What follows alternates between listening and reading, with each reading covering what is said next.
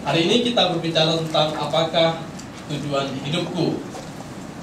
Jadi kita ingin belajar dalam pemahaman kebenaran firman Tuhan. Sebetulnya apa tujuan Tuhan bagi hidup saya, sehingga Tuhan menghadirkan saya, menciptakan saya, membuat saya ada di titik ini, bahkan maju ke titik yang di depan sana. Jadi kita langsung saja membahas bagian ini, bahwa masing-masing kita diciptakan Tuhan secara sempurna. Secara sempurna, tidak ada sesuatu yang salah. Kita lahir dengan keadaan fisik, kita lahir di mana kita ada, dilahirkan di keluarga ini, atau di kampung ini, di kota ini, atau dalam kondisi apapun, tidak ada yang salah. Karena semuanya ada dalam pengaturan Tuhan. Memang dalam kacamata manusia, manusia suka membandingkan sehingga rasa salah kenapa Tuhan membuat semuanya itu. Tetapi saya ingin tegaskan bahwa Tuhan menciptakan manusia di dalam Kejadian jelas, Kejadian 1, 26, 27. Manusia diciptakan dalam peta dan teladan Allah. Artinya copy paste jelas kepada Allah sendiri. Jadi kita ini istilahnya kopi-kopinya daripada Allah, gambar daripada Allah. Kita bukan Allah, tapi kita adalah image, gambar daripada rupa Allah yang melekat pada kita. Artinya bahwa kita sangat berharga, kita sangat mulia, kita sangat elegan, dan kita satu level dengan orang lain, sehingga nggak ada beda. Meskipun dalam kasat mata orang kemudian membedakan dari kepintaran, dari kekayaan, keuangan, lain sebagainya, popularitas dan lain sebagainya, tetapi di mata Tuhan semua kita sama sempurna. Sehingga letakkanlah diri kita pada level, pada kacamatanya Tuhan, supaya kita bisa memandang segala sesuatu dengan benar. Jadi tidak ada seorang pun dari kita yang tidak diciptakan Tuhan dengan sempurna. Ingat, karena kita diciptakan dalam gambaran rupa Allah. Dikatakan, marilah kita menciptakan mereka, ya, laki-laki dan perempuan, kan, manusia dalam gambaran rupa Allah, rupa kita. Dan tidak ada satu orang pun daripada kita yang tidak mempunyai tujuan. Ada hari ini yang masih meragukan tujuan hidup saya, sebetulnya kenapa saya hadir dalam dunia ini. Nah, kalau kita belum menemukan, bisa saja kita akan frustasi, stres, lalu nggak heran kemudian orang rasa untuk jalan hidupnya, lalu ada yang berniat untuk mengakhiri hidupnya, atau kemudian dia mencari kesenangan dalam dunia ini untuk tujuannya supaya saya memuaskan hidup saya sepanjang saya masih ada dalam dunia ini. Apakah itu tujuan hidup kita? Ya, sebetulnya kita semua diciptakan, sekali lagi, ada tujuannya, ya. Jadi nggak kucuk-kucuk kita dilahirkan, kita ada. Kebetulan saja kita dilahirkan dari keluarga ini, atau kebetulan saja kita dilahirkan dengan cara seperti itu, dan sebagainya. Termasuk orang-orang yang menurut saya dilahirkan di luar pernikahan yang resmi, ya. Tidak ada sesuatu yang tanpa tujuan.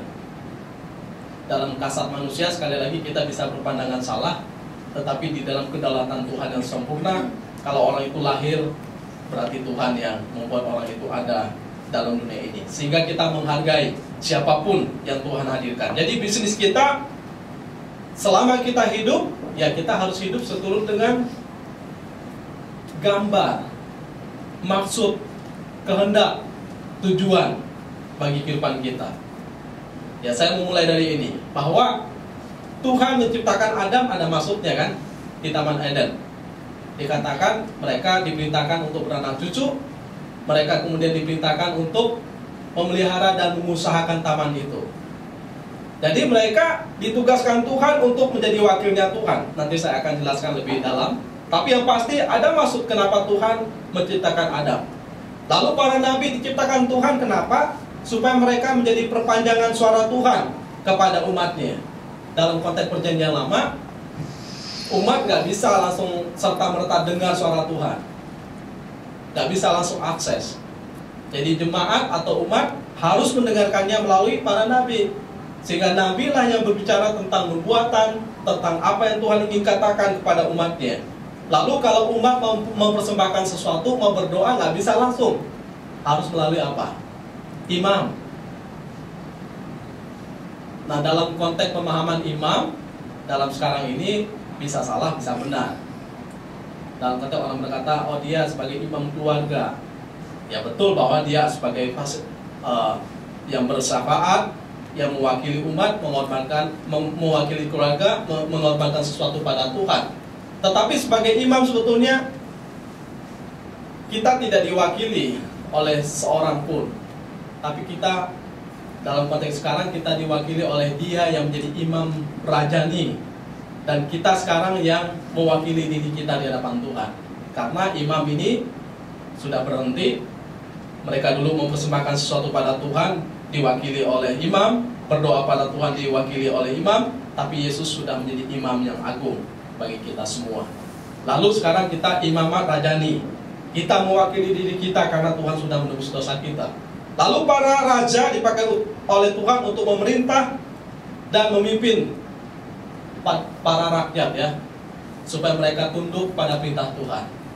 Nah, raja-raja, terutama raja-raja Israel itu, yang mereka dipilih oleh Tuhan, termasuk Daud, Salomo, dan raja yang lain.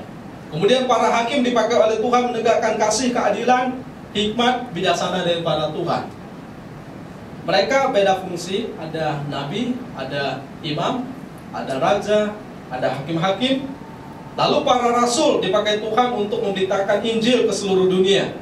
Memberitakan tentang Kristus sudah datang, Kristus menebus dosa, Kristus lahir, mati dan bangkit, lalu datang kedua kali. Jadi dalam konteks ini bahwa saya ingin jelaskan dulu dalam pengertian tentang tujuan hidup kita, itu bukan hanya bicara tentang fungsi ya, atau apa yang kita kerjakan. Jadi kalau kita hanya bicara tentang apa yang kita kerjakan, apa yang kita dapat, itu hal yang sebetulnya bisa ada atau bisa tidak ada.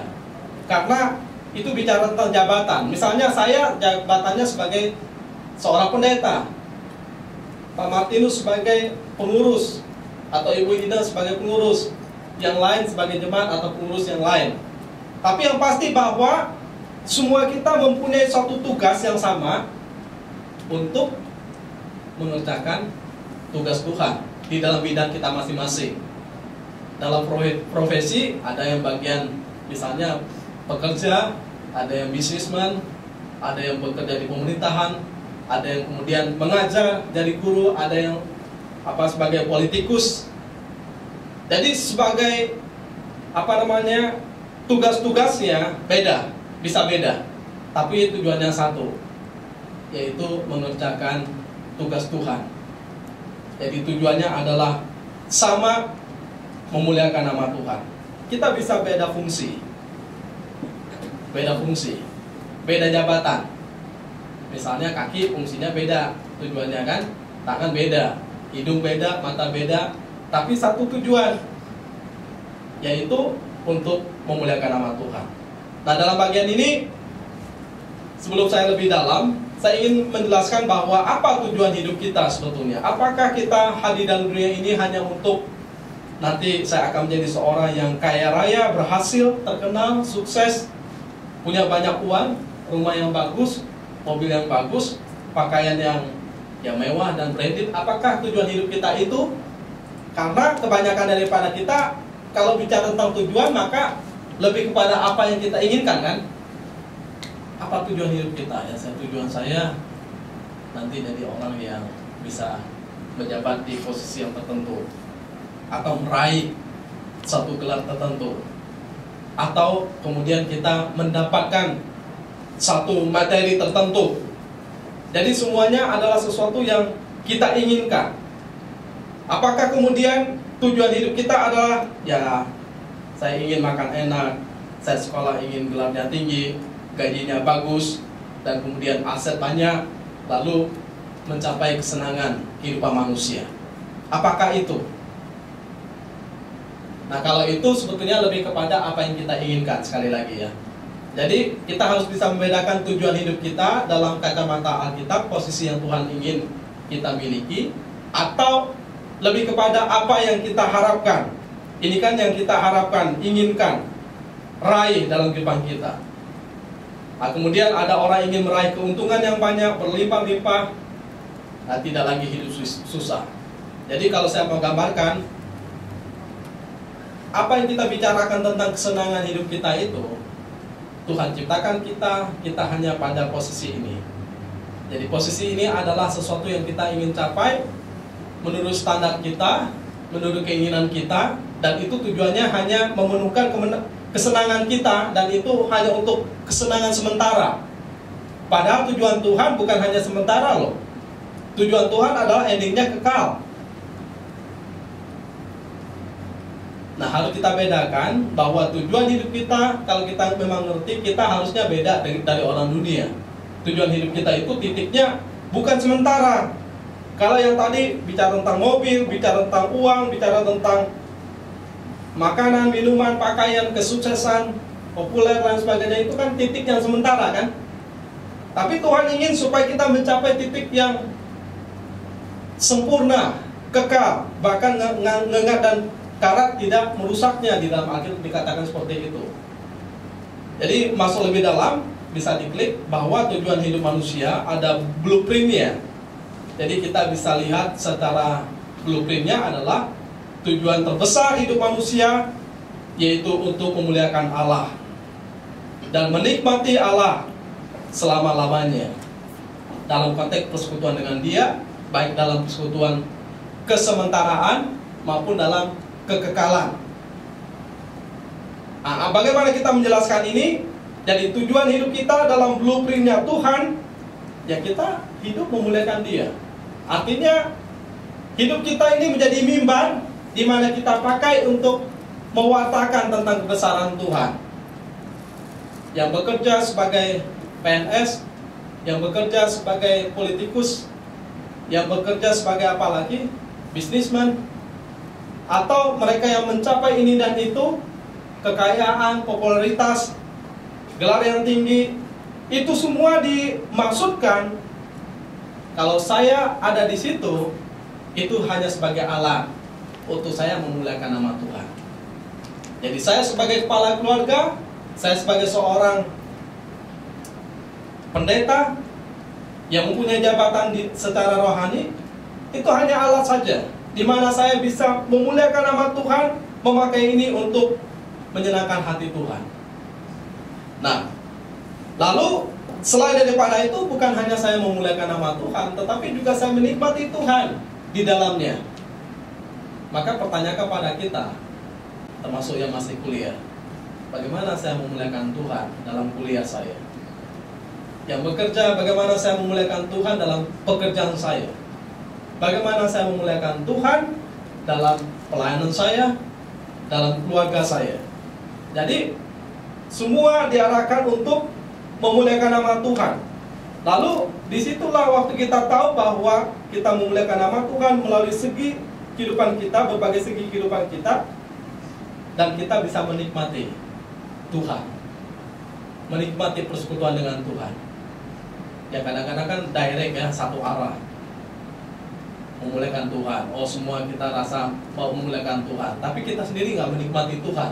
Bagaimana kita bisa memuliakan Tuhan kalau kita tidak menikmati Tuhan dalam kehidupan kita? Ya, maka saya pikir kita harus berpikir sama seperti ini. Semua yang kita lakukan dalam suatu kegiatan, rutinitas kita, atau sesuatu yang terus kita kerjakan, ya semuanya harus mengarah kepada satu titik, yaitu Tuhan disenangkan di dalamnya. Kita ke gereja tujuannya apa? Kita mendapatkan finansial yang banyak, kita menjadi seorang politikus dalam hal politik, kita mendapatkan kesehatan yang bagus, kita hidup dalam keluarga, rekreasi, bekerja, dan lain sebagainya. Apa tujuannya? Tuhan. Apa tujuannya? Supaya kita bisa menikmati Tuhan lebih dalam semuanya itu. Maka libatkan Tuhan dalam kehidupan kita, dalam semua hal. Jadi semua yang kita kerjakan hanya untuk Tuhan. Karena kalau kita perhatikan bahwa Roma 11:36 dikatakan, sebab segala sesuatu adalah dari Dia.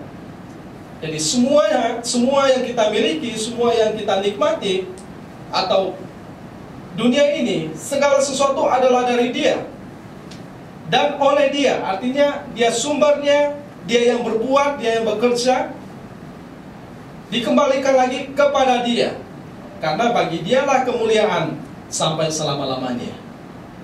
Artinya bahwa waktu kita bicara tentang tujuan hidup kita, kita harus ingat segala sesuatu itu dari Dia dan oleh Dia, harus dikembalikan untuk kemuliaan namanya.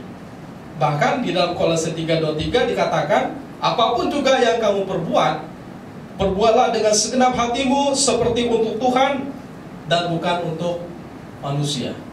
Dan firman Tuhan juga berkata bahwa ya kalau kita hidup untuk Tuhan. Kalau kita mati, kita juga mati untuk Tuhan. Karena hidup dan mati kita adalah milik Tuhan.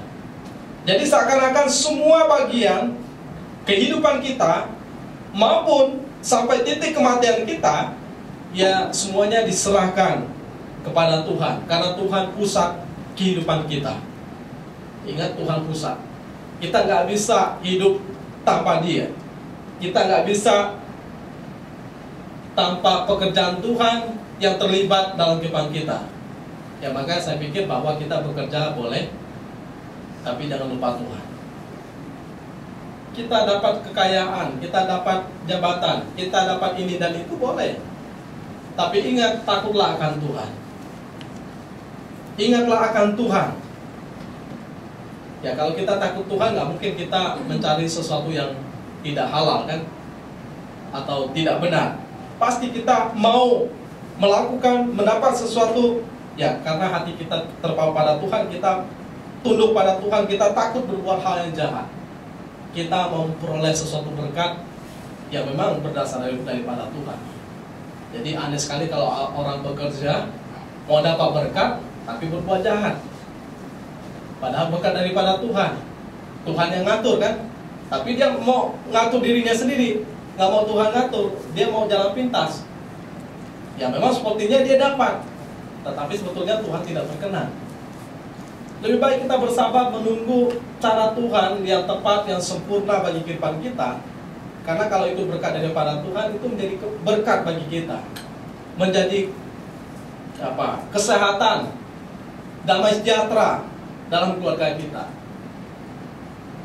Maka kalau kita perhatikan bahwa banyak orang menghalalkan sebagai berbagai cara untuk mendapatkan posisi tertentu, mendapatkan suatu harta tertentu. Tapi kita mau hidup memang sesuai dengan kehendak Tuhan.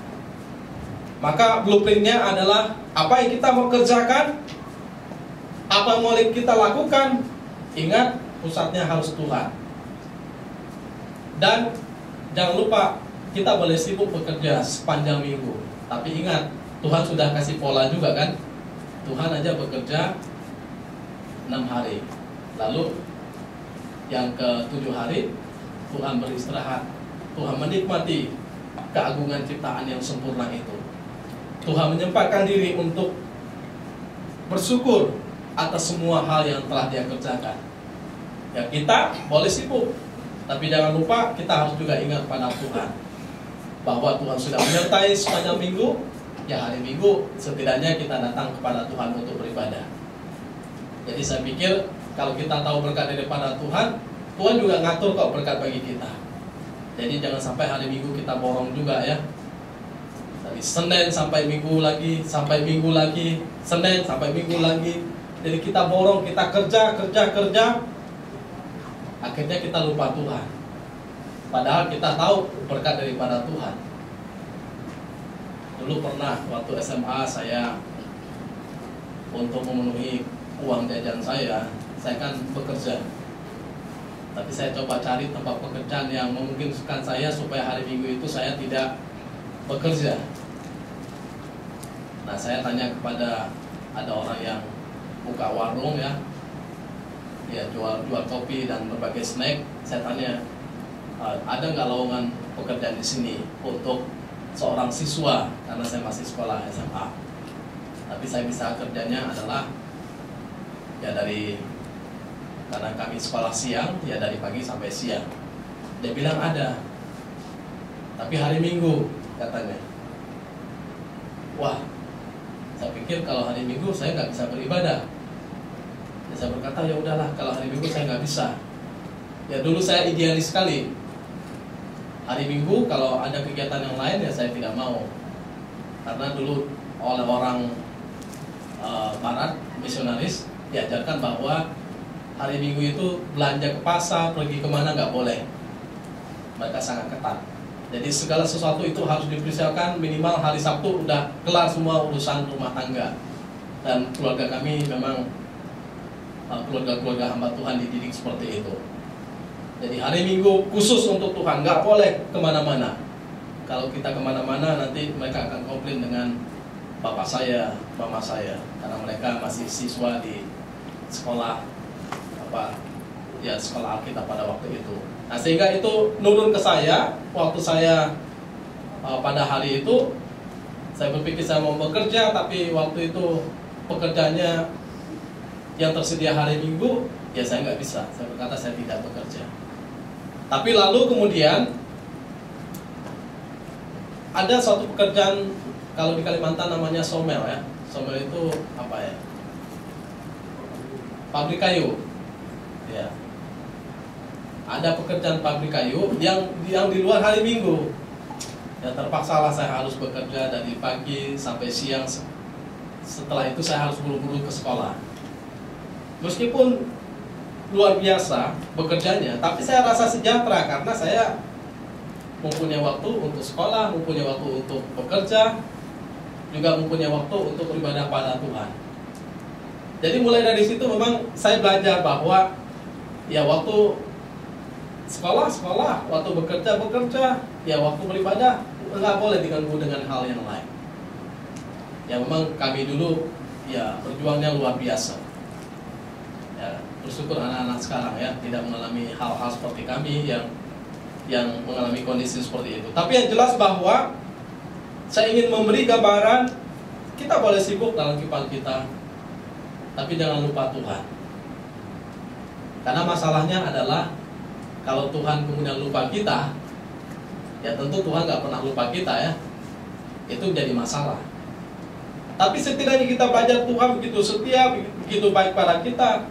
Ya setidaknya satu hari ini, apalagi kan kita nggak sepenuhnya sepanjang hari kita beribadah, setidaknya waktu ini yang bisa kita pakai, ya kita pergunakan secara khusus untuk beribadah pada Tuhan.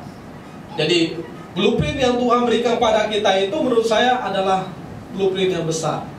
Sehingga Tuhan memiliki blueprint yang besar, ya big plan bagi kita, bahkan desainnya desain yang luar biasa, bahwa Tuhan ingin mengarahkan hidup kita, langkah hidup kita secara jelas supaya kita maksimal. Kalau kita nggak punya tujuan kan nggak jelas kan? Kita juga nggak maksimal. Akhirnya apa? Yang terjadi kita buang waktu, tenaga, pikiran, bahkan uang kita, bahkan umur kita. Umur kita habis dari waktu ke waktu. Memang sih ulang tahun dirayakan, tapi ditanya apa tujuannya? Ya nggak tahu. Sehingga ada orang tujuannya simple, sekolah, lalu apa? Bekerja, menikah, tua, ya mati, kekuburan. Dan itu konsep yang sudah sering kita dengar ya. Jadi apa tujuannya ya? Nanti saya sekolah, nanti saya bekerja, nanti saya berkeluarga, lalu saya tua, menikmati pensiun, ya kan? Kemudian ya mati. Apakah itu saja? Tidak. Tapi kalau kita nggak ngerti ya kita, maksudnya nggak ngerti tujuan hidup kita, ya kita paling kasihan. Karena kita nggak tahu arah, nggak tahu langkah, bahkan nggak tahu bagaimana kita memaksimalkan hidup kita. Jadi saya ingin katakan bahwa tujuan itu berbicara kepada apa? Panggilan Tuhan secara personal, secara pribadi.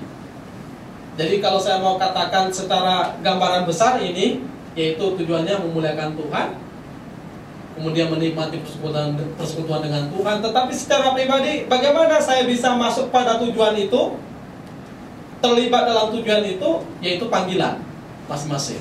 Misalnya saya menjadi pendeta. Bagaimana saya bisa menjadi pendeta? Ya nggak bisa dijelaskan. Banyak orang tanya pada saya, kenapa bisa terpanggil menjadi hamba Tuhan?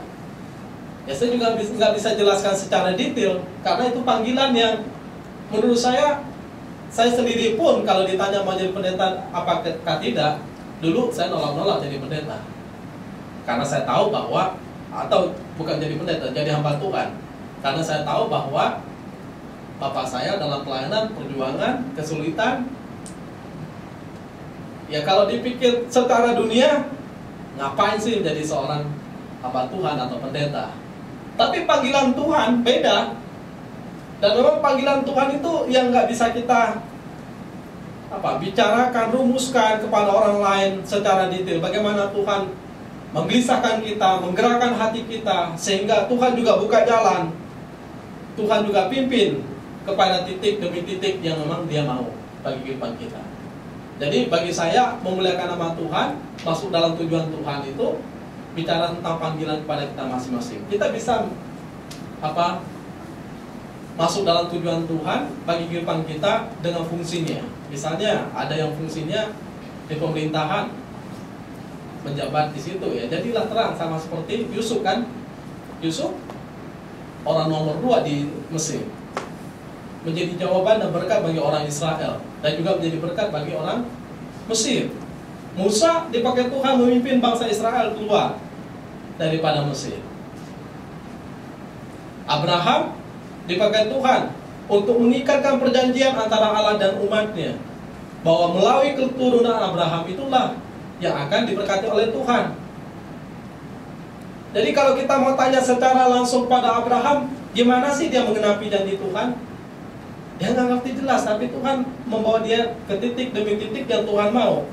Maka itulah yang membuat kita fokus ya, kalau kita tahu.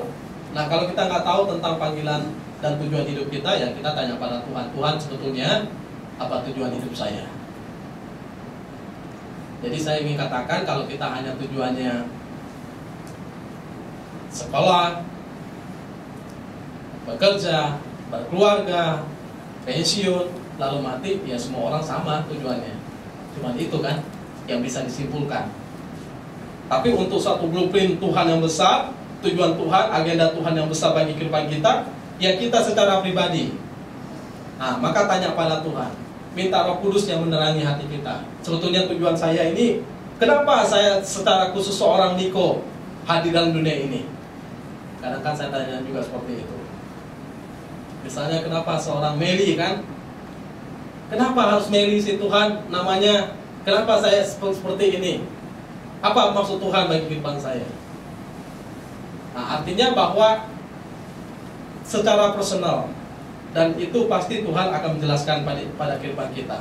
Jadi kita perlu memiliki tujuan supaya kita tidak berfokus dengan hal yang lain, tapi kita fokus pada tujuan itu.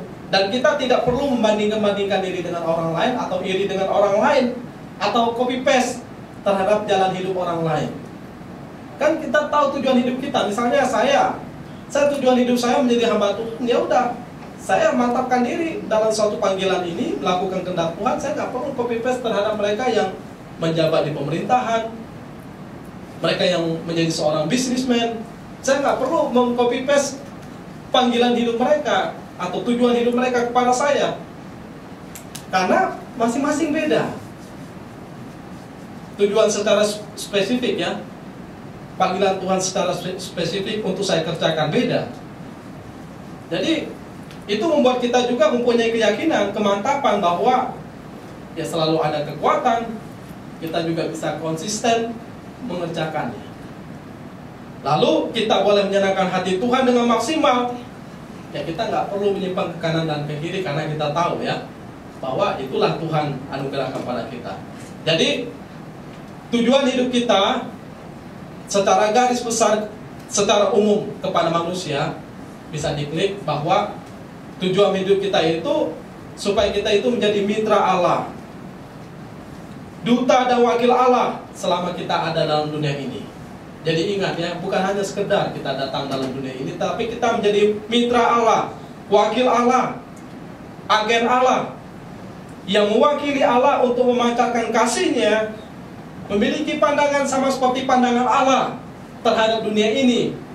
Bahkan kita itu bekerja sama seperti Allah bekerja, yang pekerjaannya sempurna. Ketika Tuhan menciptakan ini, Tuhan berkata itu baik, ini baik, ini baik, ini baik, ini baik. Waktu Tuhan lihat manusia, sungguh amat baik.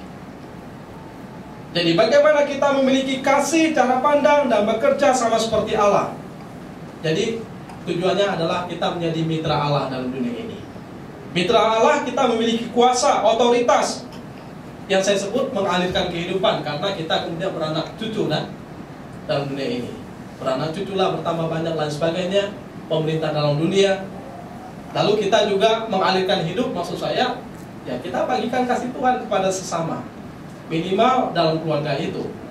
Lalu berikutnya adalah di dalam Kejadian 2:15 diminta untuk mengusahakan, mengelola taman itu, kan dikatakan, supaya teratur dan tertib, supaya semuanya bertumbuh, berkembang dengan baik. Jadi manusia dipercaya oleh Tuhan untuk menata kelola. Kemudian manusia diminta untuk bertanggung jawab, sehingga kita harus bekerja. Dan waktu kita bekerja, kita juga harus ingat, kita perlu datang kepada Tuhan, hidup setia di dalam Tuhan. Jadi ini yang saya ingin katakan, bahwa Tuhan punya tujuan kok bagi kehidupan kita. Dari sisi biblical, kita tahu kita diciptakan untuk menjadi mitra Allah dalam dunia ini. Yang berikutnya, supaya kita bisa menikmati persekutuan dengan Tuhan di dalam kesementaraan. Kenapa saya menjelaskan ini? Supaya kita tahu bahwa saya ini loh, hadir dalam dunia ini diciptakan oleh Tuhan. Jadi saya nggak boleh lepas daripada Sang Pencipta saya, supaya saya tahu tujuan dan arah hidup saya ini apa. Maka saya sama seperti ranting yang harus bersekutu dengan Dia. Dan Tuhan ingin, tujuannya adalah ingin kita bersekutu dengan Dia, sehingga waktu manusia jatuh dalam dosa, manusia kan terpisah dari hadapan Tuhan. Tuhan cari manusia, Adam, Adam, di manakah engkau? Tapi dalam penggenapan yang secara penuh itu dikerjakan oleh Tuhan Yesus Kristus, sehingga Tuhan Yesus Kristus mati menghubungkan hubungan Allah dan manusia. Tadinya manusia terpisah dengan Allah, manusia mengalami murka Allah, tapi karena Kristus, maka manusia mempunyai kesempatan lagi untuk bersekutu dengan Allah. Dan itu tujuan Allah bagi manusia, bahwa manusia bersekutu dengan Allah, bukan hanya dalam kesementaraan loh, tapi sampai titik kekekalan. Maka apapun yang kita dapatkan, kelimpahan, kekayaan, kehormatan, jabatan, keuangan, jangan lupa ini, kita memerlukan Tuhan dalam persekutuan dengan Dia. Diibaratkan di dalam di dalam Yohanes pasal 15 ayat 1-7 itu kan digambarkan tentang pokok anggur dan ranting. Yesus pokok anggur, kitalah ranting-rantingnya. Dikatakan tanpa Dia kita tidak bisa berbuat apa-apa, bahkan kita tidak bisa berbuah. Maka digambarkan dalam bagian ini, saya gambarkan bahwa waktu ranting tergabung dengan pokok anggur, maka di situ ada yang namanya kesatuan. Ranting harus mempersembahkan diri, melekat pada pokok itu, ya kan? Ranting tidak bisa hidup tanpa pokok. Jadi ranting ada kehidupan, ada kuasa menghasilkan buah, ya karena pokok itu. Maka tujuan Tuhan bagi kehidupan kita, selain daripada kita hidup, ada maksud yang lebih besar, yaitu supaya kita berbuah. Tapi sebelum masuk ke dalam hal itu, maka persekutuan dengan Tuhan diikat di dalam Tuhan Yesus. Maka Yesus berkata, seperti Bapa di dalam aku di dalam kamu, kemudian Bapa di dalam aku, kan? Aku di dalam Bapa, dan kamu di dalam aku. Jadi manusia diminta untuk mempersembahkan dirinya kepada pokok anggur, supaya tidak terlepas kehidupannya, supaya selalu menghasilkan buah yang terbaik. Maka saya sebut bahwa mempersembahkan diri itu bukan sewaktu-waktu ya. Jadi ranting semaunya, udahlah saya hari ini menempel pada pokok, besok enggak. Tidak. Tapi digambarkan dia harus menempel terus. Setiap saat, setiap waktu. Dapat dikatakan all your activity. Semua aktivitas kita harus menempel kepada dia. Sehingga di dalam Roma 12 ayat 1, persembahkanlah hidupmu sebagai persembahan yang kudus, yang berkenan kepada Allah, itulah ibadahmu yang sejati.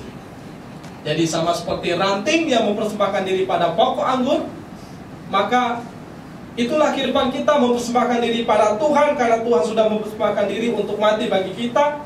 Jadi kita mempersembahkan bukan hanya tubuh kita, tapi waktu kita, bahkan totalitas hidup kita, bahkan semua aktivitas yang kita kerjakan.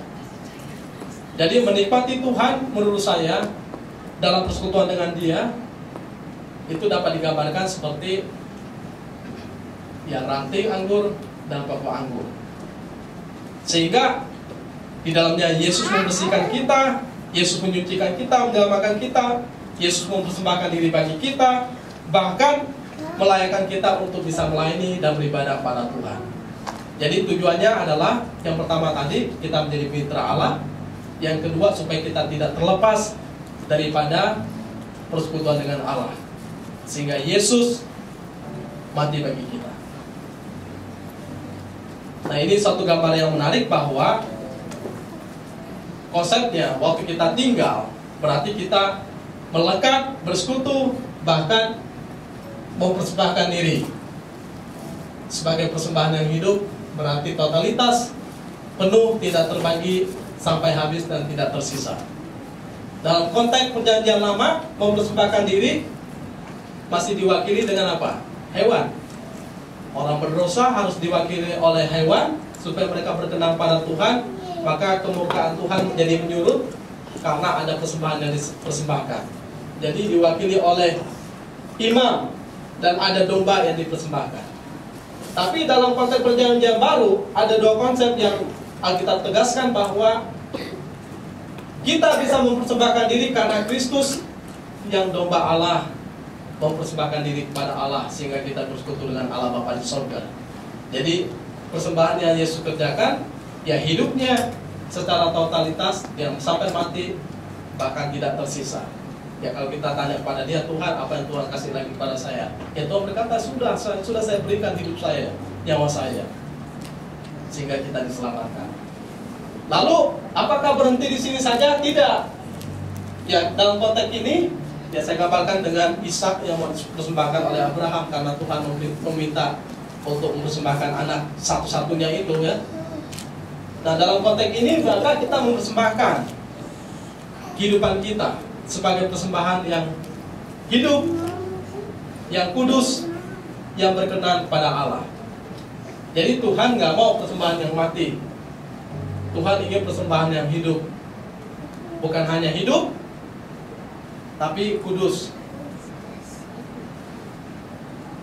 Kita tidak bisa mempersembahkan hidup kita kalau kita sudah mati ya. Tapi selama kita masih hidup, kita bisa mempersembahkan, memakai hidup kita bagi kemuliaan nama Tuhan. Dan itu tujuan hidup kita. Dalam persekutuan dengan Tuhan, kita mempersembahkan diri pada Tuhan sebagai persembahan yang hidup, yang kudus. Artinya tidak bercacat, tidak membuat Tuhan marah, murka terhadap kita, tapi yang juga berkenan kepada Allah. Maka kita menaruh diri, mempersembahkan diri di atas mezbah pengorbanan untuk menyenangkan hati Tuhan.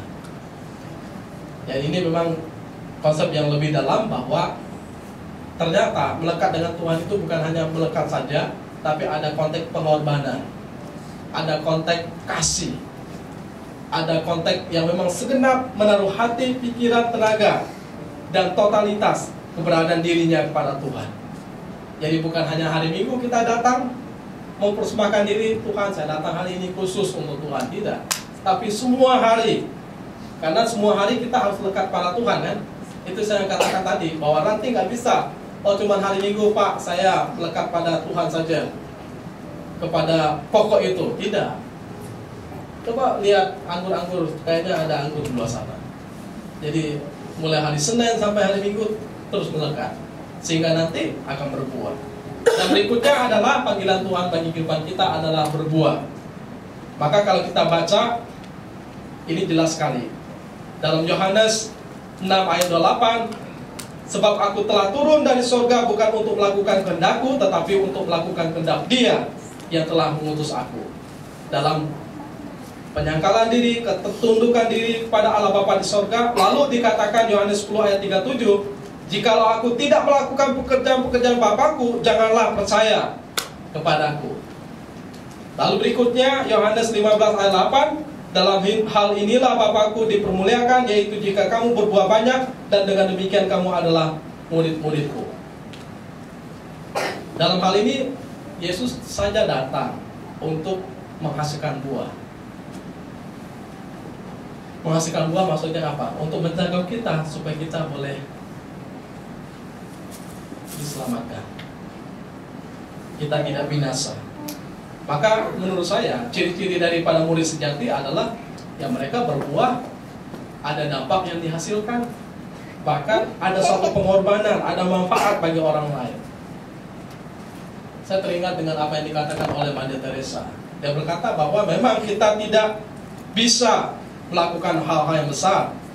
Mungkin tidak semua daripada kita bisa melakukan hal yang besar, tetapi semua daripada kita bisa melakukan hal-hal yang kecil untuk suatu perkara yang besar. Coba diklik berikutnya. Nah, ini kalimat yang sangat bagus ya.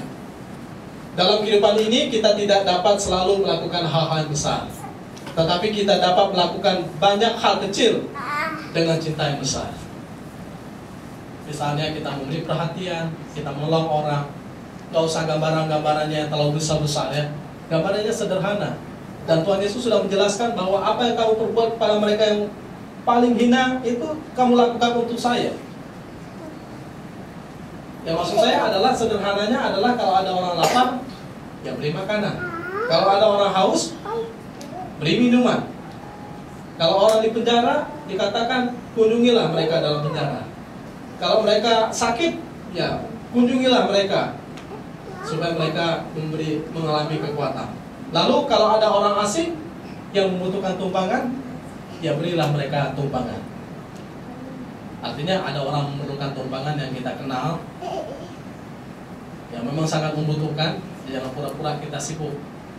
Karena kemarin baru cerita dengan teman, ternyata ini katanya teman-teman dekat, tapi giliran mau datang ke kota tersebut, temannya tiba-tiba ada agenda ini, ada agenda itu, dengan alasan yang menghindar supaya temannya itu ya nggak datang nginep di situ.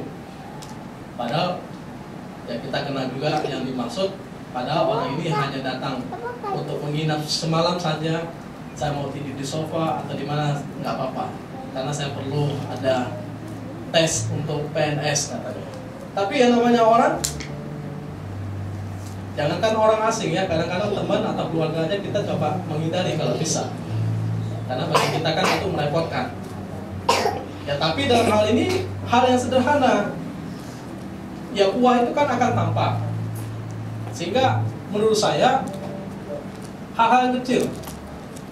Jadi tujuan hidup kita garis besar. Saya nggak bicara tentang personal sekarang. Kalau personal itu urusan kita dengan Tuhan, tanya dengan Tuhan apa tujuan secara spesifik bagi saya. Tapi secara umum tujuan kita adalah yang pertama mitra Allah dalam dunia ini. Yang berikutnya supaya kita tetap bersekutu dengan Tuhan. Yang terakhir ya supaya kita menghasilkan buah dalam kehidupan kita. Nah, apa yang bisa kita hasilkan yang bisa berdampak, bermakna bagi orang lain. Nah, saya sudah tahu tujuan hidup saya, sehingga saya coba coba mempunyai kekuatan, konsistensi. Ya kadang-kadang cobaan-cobaan dalam dunia ini membuat kita ingin ini ya, melenceng-melenceng. Wah kayaknya ini susah nih jadi pendeta. Wah kalau ada tawaran politik gitu kan, apalagi sekarang kan udah ini artis jadi caleg gitu kan. Ada juga pendeta mau nyalek gitu kan. Ada teman yang kami kenal ingin nyalek jadi wakil bupati. Kok tiba-tiba berubah ya? Nah, saya berusaha untuk untuk lurus pada panggilan. pada tujuan hidup saya secara pribadi. Apa yang bisa kita lakukan yang terbaik. Ya kalau memang itu tujuan hidup kita, Tuhan memakai kita di sana, ya jalan di sana. Ada suatu hal yang menarik yang saya dapatkan, bahwa kita bisa lakukan hal-hal sederhana dalam untuk menghasilkan buah ya. Misalnya kita nggak bisa nyanyi, ya minimal kalau kita bisa menulis, ya menulis. Atau kita bisa karang lagu, ya karang lagu. Mungkin kita nggak bisa nyanyiin lagu yang kita buat, tapi setidaknya ada konsep dari lagu yang kita buat. Kita nggak bisa semua korban di sini, tapi ada yang bisa memusik, WL, singer, ya kan? Dengan kapasitas kita masing-masing yang Tuhan berikan kepada kita. Artinya kesempatan kita dalam dunia ini untuk berbuah, berbuatlah. Jangan sampai datang ke hadirat Tuhan, Tuhan sudah kasih kita banyak talenta-talenta atau segala berkat, kita enggak satupun memakainya. Nah, itu kasihan sekali. Dan penutup dari saya adalah, pada akhirnya kehidupan kita itu bukan dinilai daripada jabatan, daripada kekayaan, daripada kehormatan dan popularitas hidup kita, tapi kita akan dinilai bagaimana kita hidup menghasilkan buah minimal bagi orang di sekitar kita, menjadi berkat jawaban bagi mereka. Mari kita berdoa. Ya, sebelum saya berdoa, ada pertanyaan tentang tujuan hidup? Silakan.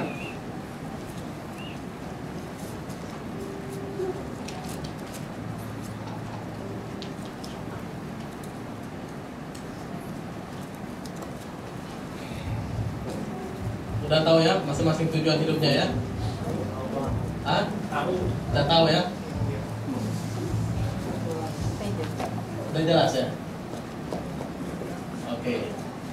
Ya, dalam taraf secara umum bagi manusia ya udah jelas ya. Sebetulnya ada 5 yang ingin saya sampaikan, tapi cukup panjang. Tapi secara fresh saya coba mengecilkan sehingga menjadi 3. Jadi minimal kita bisa ingat 3. Yang pertama, ingat kita nggak sia-sia dalam dunia ini, kita menjadi mitra Allah, yang fungsi tugas kita masing-masing ada. Yang berikutnya, kita diminta untuk terus bersekutu dengan Tuhan. Jadi Tuhan ingin kita bersekutu dengan Dia, tujuannya dalam sementara dan sampai kekal. Berikutnya, kita menghasilkan buah.